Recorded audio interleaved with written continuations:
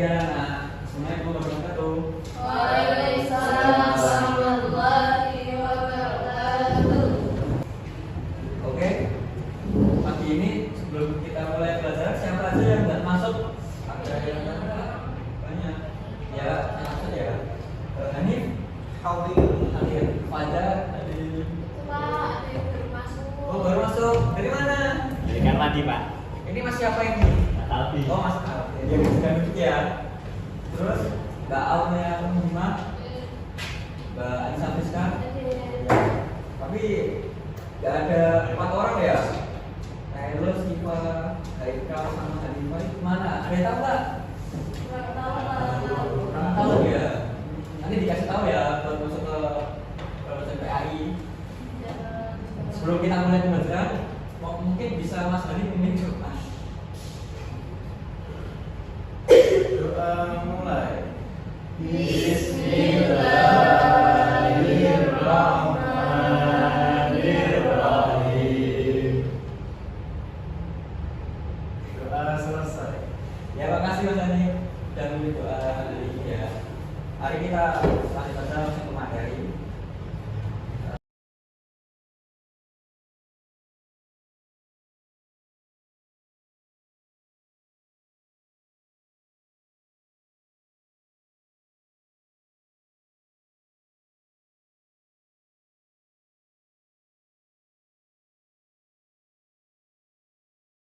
Pagi ini kita akan belajar mengenai peningkatan kapasitas berarti, yaitu materinya beriman pada hari akhir. Sebelum masuk ke materi, ada yang tahu belum apa itu hari akhir? Kiamat. Kiamat.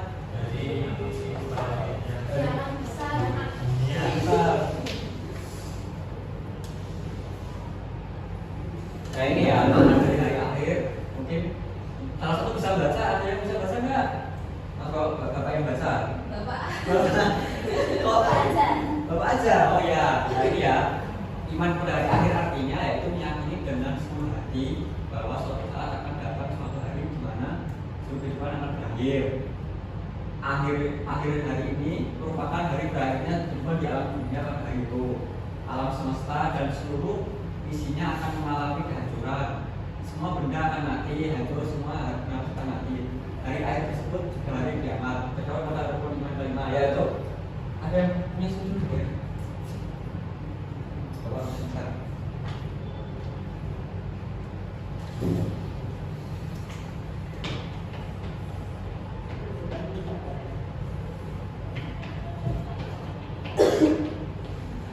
Ada yang tahu rukun iman nggak? Coba Mas Hanif, rukun iman pertama apa? Iman kepada siapa? Iman kepada Allah. Allah. Iman kepada yang kedua siapa? Bisa? Malaikat.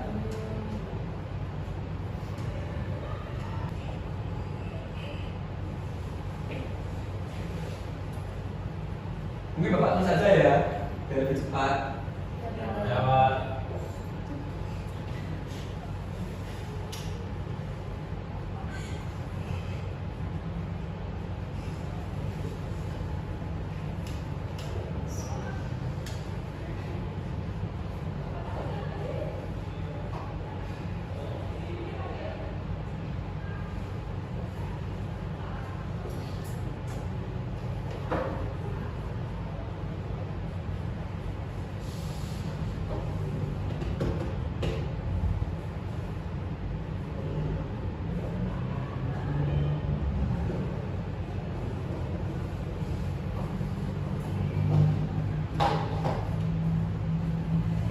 Jadi hari akhir itu terdapat pada rukun iman kelima. Rukun iman kelima itu hari akhir. Sebelum terjadi kiamat ada malaikat yang menuju Allah, yaitu malaikat siapa? Israfil. Yang benar kan siapa yang jawab ya? Jadi saat terjadi hari kiamat itu tidak semata-mata akan langsung terjadi kiamat ya, tapi pasti akan dilaksanakan oleh malaikat Israfil.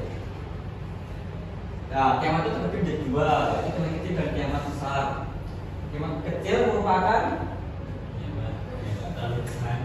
susah. bencana alam. Bencana alam, kiamat kecil itu bencana alam. Orang meninggal, mas, api.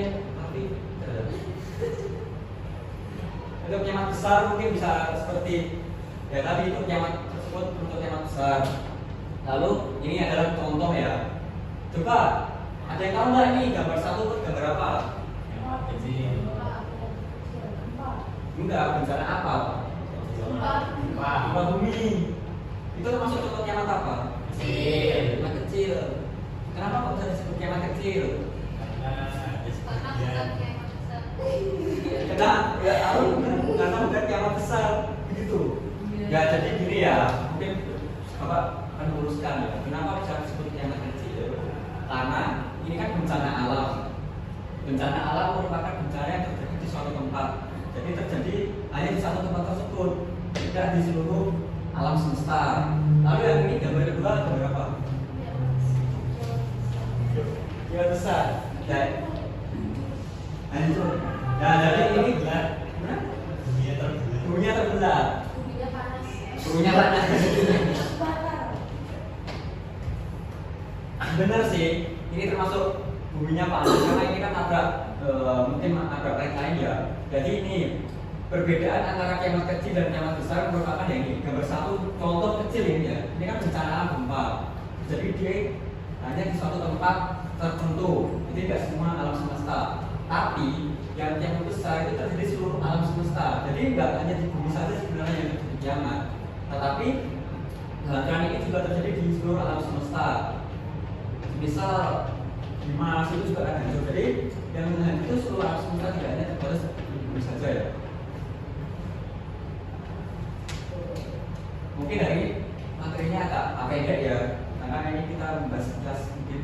Oke lalu ini ada hikmah menerima iman apa ya? Perilaku menerima iman kepada hari akhir, bersikap berakhlak dengan baik. Jadi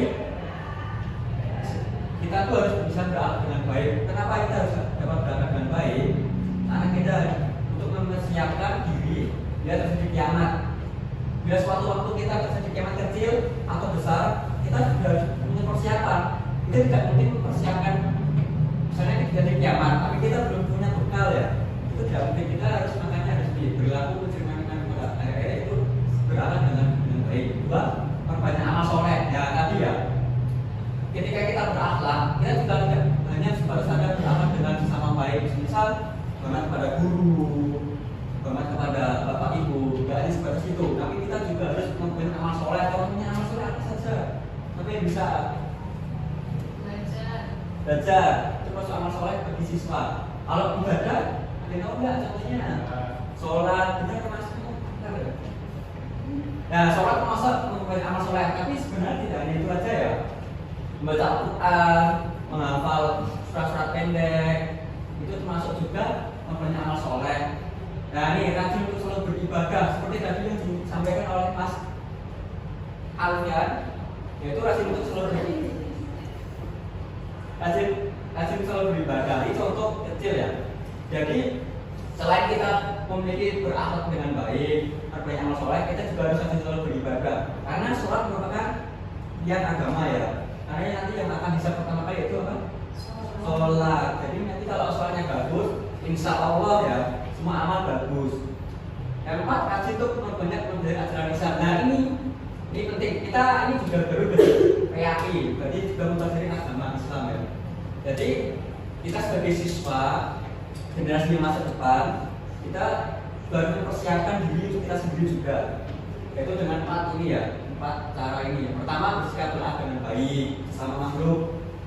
Tidak cuma sama manusia sih, tapi juga pada hewan, pada tumbuhan. Karena itu juga termasuk makhluk hidup. Mempunyai amal soleh, lalu kasih terus untuk beribadah. Dan yang terakhir, kita punya mempelajari agama Islam. Hikmah, tentu setiap kejadian di muka bumi itu memiliki hikmah ya. Tidak mungkin suatu kejadian di alam muka bumi tidak ada hikmah. Yaitu 4, mungkin ada 4 hikmah, yaitu meningkatkan iman dan takwa. Karena ketika orang melihat kejadian suatu kematian, contohnya kiamat kecil, misal ada tetangga yang meninggal, apa yang terjadi pada kalian? Pasti rasa takut, Karena bagaimanapun besok kita juga akan mengalami seperti mereka, entah yang kecil atau yang besar, itu pasti akan datang. Makanya untuk mempersiapkan tersebut agar kita bersiap dan tidak merasa ya masih merasa takut ya, maka kita harus meningkatkan iman dan takwa kepada Allah Subhanahu Wa Taala. Karena tidak mungkin kalau tidak meningkatkan iman dan takwa, nanti bekal kita nggak ada. Itu bersikap pada hati. Kita juga harus menyadari bahwa di muka bumi kita itu hanya ambil kecil. Jadi kita tidak boleh selalu sombong kepada sesama. Karena kita tuh akan kembali mana? Ke Allah. Benar. Karena kita itu makhluk Allah. Lalu menghindari dari perbuatan sia-sia. Jadi gini, kiamat merupakan pintu gerbang untuk ke alam selanjutnya. Maka kita harus dapat memanfaatkan waktu dengan sebaik-baiknya, karena waktu tidak datang dua kali. Bayangkan, semisal hari ini kita memperbuat hal sia-sia, alangkah sia-sia tersebut, karena pada hari tersebut waktu tersebut bisa digunakan untuk hal yang baik, semisal menghafal surat-surat pendek, mempelajari pelajaran agama Islam atau sebagainya. Jadi kita juga harus dapat memperhargai waktu. Yang keempat, menghindari perbuatan dosa. Nah, ini antara 3 dan 4 sebenarnya memiliki kesamaan ya, memiliki kesinambungan ya. Menghindari perbuatan dosa, menghindari perbuatan sia-sia, otomatis kita juga harus bisa menghindari dari perbuatan dosa. Habis ternyata. Wah, cepet.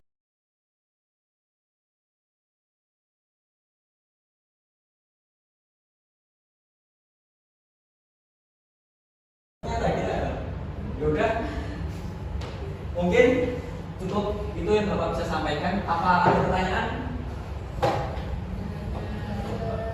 Mas Fajar ada pertanyaan tidak?